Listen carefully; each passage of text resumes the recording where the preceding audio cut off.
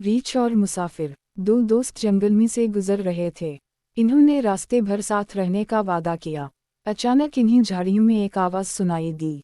कुछ उनके करीब आ रहा था। ये एक बहुत बड़ा रीछ था। दोनों घबरा गए। इनमें से एक अपनी हिफाजत का सोचकर दरख्त पर चढ़ गया। दूसरा दोस्त दरख्त पर चढ़ना नहीं जानता था। उसने अपने आप को ज़मीन पर गिरा दिया और अपनी सांसें रोके लेट गया। इसने सुना था कि रीछ मरे हुए लोगों का शिकार नहीं करते। रीछ ज़मीन पर पड़े आदमी के करीब आया। उसने अपने कान सूंघे और आहिस्ता आहिस्ता चला गया। दरख्त पर बैठा आदमी नीचे आया। इसने तंज़िया अंदाज में अपने दोस्त से पूछा, रीछ ने तुम्हारे कानों में क्या सरगोशी की? दूसरे दोस्त ने जवाब दिया, रीछ ने मुझसे कहा कि कभी किसी ऐसे शख्स पर भरोसा ना करना जो आपको ज़रूरतमंद छोड़ दे। कहानी का इफ़्लाक़, ज़रूरतमंद दोस्त दरहक़ीक़त दोस्त होता है।